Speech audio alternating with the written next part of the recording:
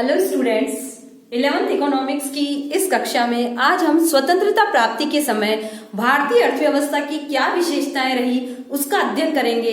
इससे पहले वाले वीडियो में हम कुछ विशेषताओं को पढ़ चुके हैं कि कृषि की स्थिति कैसी थी, उद्योग धंधों की दशाएं उस समय कैसी थी। आज हम पढ़ेंगे व्यापार व्यवसाय की दिशा और दशा क्या रही, आधारभूत आधारिक संरचना का स्तर क्या रहा और जननांकीय दशा उस समय भारत में कैसी थी। तो सबसे पहले हम देखें व्यापार की दशा और दिशा। व्यापार की दशा व दिशा। व्यापार की दशा का अभिप्राय ये है कि किन वस्तुओं का निर्यात होता था और किन वस्तुओं का आयात होता था। दिशा में हम पढ़ेंगे किन राष्ट्रों के साथ भारत के व्यापारिक संबंध थे। दिशा माने किस दिशा में भारत की वस्तुएं जाती थी और किस दिशा से आती थी। यदि हम व्यापार की दशा पर विचार करें तो भारत से कच्चे माल से संबंधित जितनी वस्तुएं थी, कृषिजन्य पदार्थ थे जिनसे हम तैयार माल उत्पादित कर सके, उनका अधिकांश रूप से निर्यात किया जाता था और तैयार माल और अन्य जो पूंजीगत वस्तुएं उपकरण थे उनका भारत आयात करता था। तो व्यापार की दशा बिल्कुल ठीक नहीं थी क्योंकि कच्चे माल का भारत से निर्यात होता था और तैयार माल का भारत आयात करता था, जिसमें मशीनें, पूंजीगत सामान, यंत्र, उपकरण आदि प्रमुख थे। दिशा की यदि बात की जाए, व्यापार की दिशा कैसी थी, तो भारत का जो अधिकांश व्यापार है ब्रिटेन के साथ संपादित होता था। अन्य देशों के साथ व्यापारिक संबंध भारत के नाम मात्र के थे। भारत उस समय अधिकांश रूप से आयात और निर्यात के लिए किस पर आधारित था? ब्रिटेन पर। इंग्लैंड से ही भारत को तैयार माल की आपूर्ति की जाती थी और यहाँ से कच्चा माल जो है वो ब्रिटेन को भेज दिया जाता था। इसके अलावा जर्मनी, जापान, अमेरिका, इन राष्ट्रों के साथ जो भारत के व्यापारिक संबंध थे वो नाम मात्र के थे। उसके बाद हम आधारभूत आधारिक संरचना की दृष्टि से बात करें। आधारभूत आधारिक संरचना की स्थिति। आधारभूत आधारिक संरचना की स्थिति। संरचना की स्थिति। आधारभूत आधारिक संरचना में हम दो तरह की संरचनाओं को शामिल करते हैं, एक आर्थिक वाली और एक सामाजिक वाली। आर्थिक आधारभूत आधारिक संरचना में हम बीमा, बैंकिंग, परिवहन, संचार, इनकी क्या स्थितियां रही, यहाँ रेलवे लाइनों का कितना विकास हुआ या नहीं। और दूसरी प्रकार की होती है सामाजिक आधारिक संरचनाएं। सामाजिक आधारिक संरचनाओं में हम शिक्षा, स्वास्थ्य और साक्षरता, इनका क्या स्तर भारत में रहा, उनकी बात करते हैं। तो आधारभूत आधारिक संरचना की दृष्टि से भारत की स्थिति उस समय कैसी थी? स्वतंत्रता प्राप्ति के समय 15 अगस्त 1947 को जब भारत स्वतंत्र हुआ तो भारत में यद्यपि आधारभूत आधारिक संरचना का कुछ सीमा तक विकास हुआ, लेकिन अंग्रेजों ने इन संरचनात्मक सुविधाओं का विकास वहीं तक किया जहां से ब्रिटेन तक कच्चा माल लाने में सुविधा रहे और वहां से तैयार माल की आपूर्ति भारत के विभिन्न भागों में की जा सके। यदि हम रेलवे की बात करें तो भारत के अंदर सबसे पहली रेल 16 अप्रैल 1853 को चली और इसकी जो कुल दूरी थी वो 34 किलोमीटर की दूरी इसके द्वारा तय की गई। तो रेलवे लाइन का जो विकास था बहुत कम था।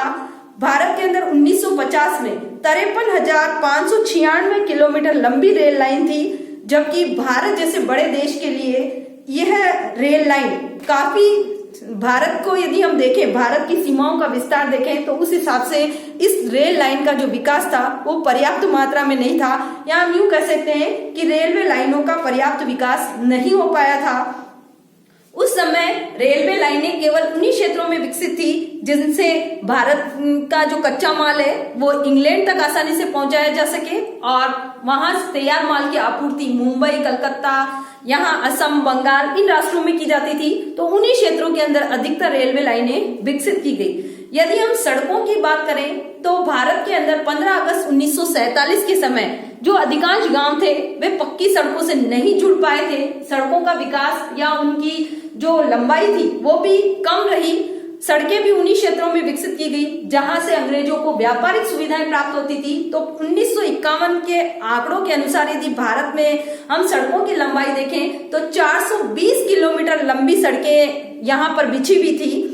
इसके अलावा पक्की सड़कों का अभाव था और अधिकांश जो गांव थे वो कच्ची सड़कों से बने हुए थे, जहां पर माल लाने ले जाने में बहुत अधिक असुविधाओं का सामना करना पड़ता था।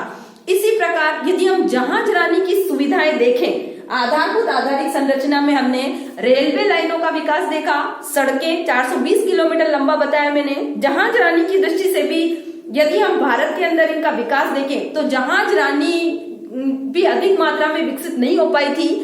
केवल बंदरगाहों पर जहां से सामान लाया ले जाया जाता था, वहां कुछ जहाज से संबंधित जो भी आवश्यक सुविधाएं जरूरत होती थी वो विकसित कर ली जाती थी।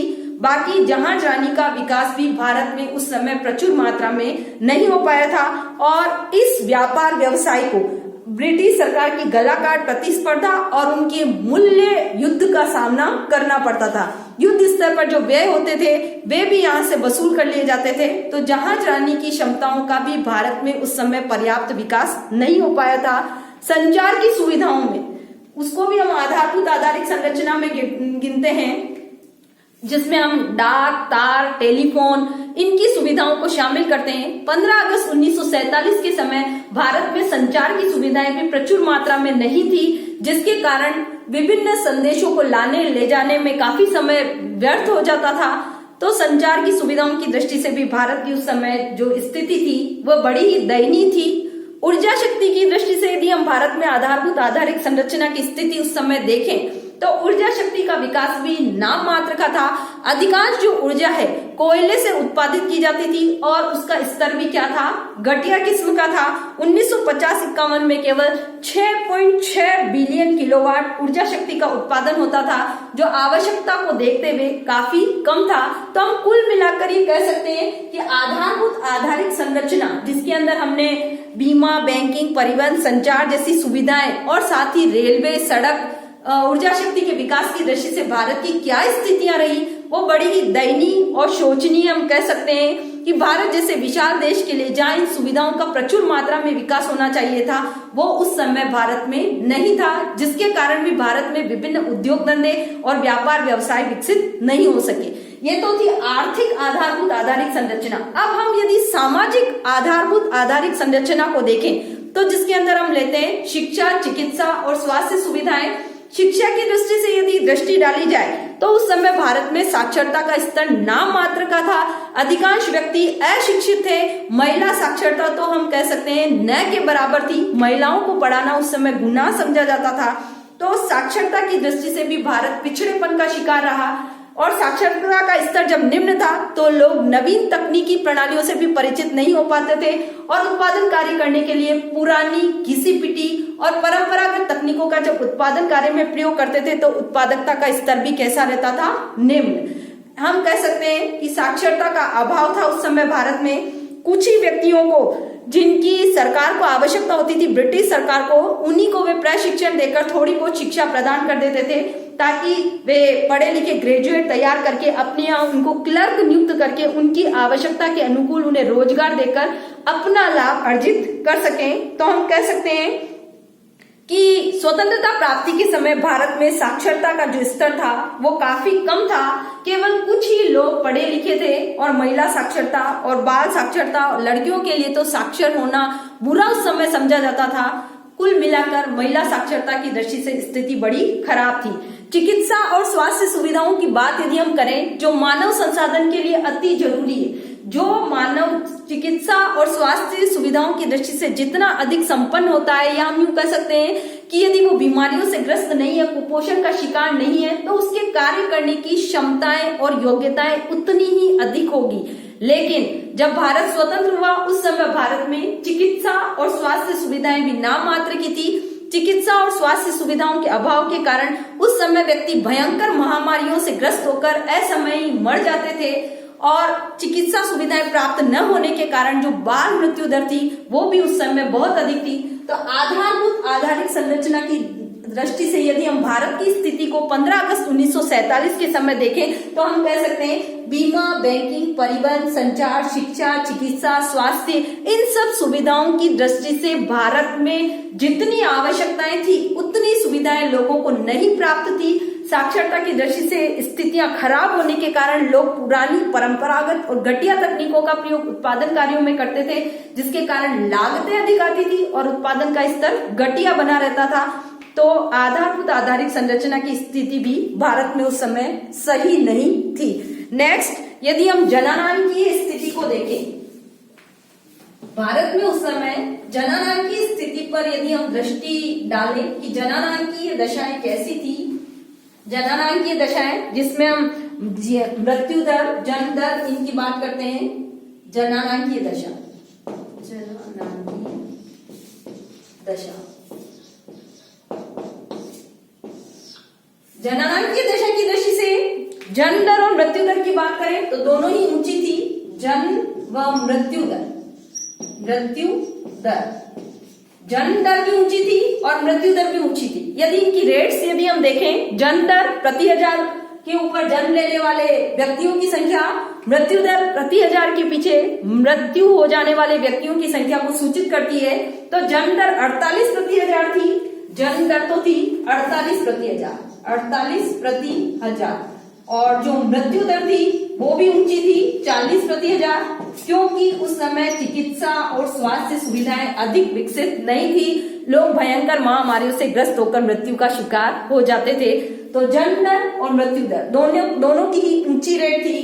यदि हम बाल मृत्यु दर की बात करें, बाल मृत्यु दर की स्थिति क्या थी, यानी प्रति 1000 जन्म लेने वाले बच्चों के पीछे कितने बच्चे मर जाते थे, उसमें उच्च शिशु मृत्यु दर, उच्च शिशु मृत्यु दर, उच्च शिशु मृत्यु दर, शिशु मृत्यु दर की यदि बात करें तो इसकी रेट थी 218 प्रति 1000, प्रति 1000 218 बच्चे मर जाते थे। तो हम कह सकते हैं कि शिशु जो कुपोषण का शिकार होते थे या उनको विभिन्न महामारियों का इलाज नहीं मिल पाता था, तो वे जन्म लेते ही लगभग उनकी मृत्यु हो जाती थी। औसत जीवन आयु की यदि हम बात करें, तीसरे आधार पर औसत जीवन आयु उस समय 32 वर्ष मानी जाती थी। औसत जीवन आयु थी मात्र 32 वर्ष। जननांकीय दशा में औसत जीवन आयु की यदि चर्चा करें तो औसत जीवन आयु उस समय मानी जाती थी 32 वर्ष।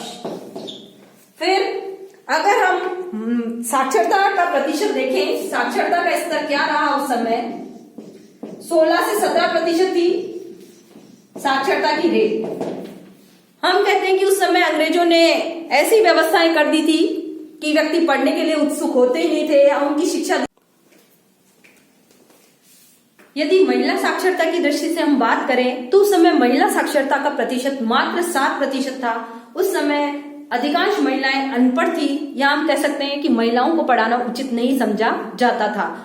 अब इस पार्ट के अंदर हमारा एक लास्ट टॉपिक रह जाता है कि ब्रिटिश शासन काल में भारत की राष्ट्रीय आय के अनुमान किन किन व्यक्तियों के द्वारा प्रस्तुत किए गए। तो उनमें सबसे पहले यदि हम देखें तो दादा भाई नौरोजी का नाम आता है। सबसे पहले भारत की राष्ट्रीय आय के जो अनुमान है वो दादा भाई नौरोजी के द्वारा प्रस्तुत किए गए। उन्होंने भारत की राष्ट्रीय आय के जो आंकड़े हैं सन 1867-68 में प्रस्तुत किए, और उन्होंने इसके लिए एक पुस्तक लिखी, poverty and British rule in India, जिसमें बताया कि उस समय भारत की राष्ट्रीय आय 340 करोड़ रुपए तथा प्रति व्यक्ति आय मात्र 20 रुपए थी। इसके अलावा लॉर्ड कर्जन ने 1897-98 में जो अनुमान बताए उसके अनुसार भारत की राष्ट्रीय आय 675 करोड़ रुपए सूचित की गई। विलियम डिग्बी के द्वारा 1899 में राष्ट्रीय आय के आंकड़े बताए गए, जिसमें राष्ट्रीय आय का अनुमान बताते हुए उन्होंने कहा कि भारत की राष्ट्रीय आय 390 करोड़ रुपए रही। फिंडले शिराज ने 1911 में राष्ट्रीय आय के अनुमान लगाए भारत की और बताया कि उस समय भारत की राष्ट्रीय आय मात्र 1942 करोड़ रुपए रही।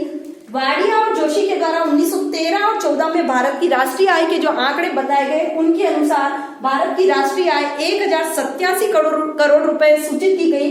VKRV राव ने 1931-32 में भारत की राष्ट्रीय आय के आंकड़े बताए और उन्होंने कहा कि उस समय भारत की राष्ट्रीय आय 1689 करोड़ रुपए रही।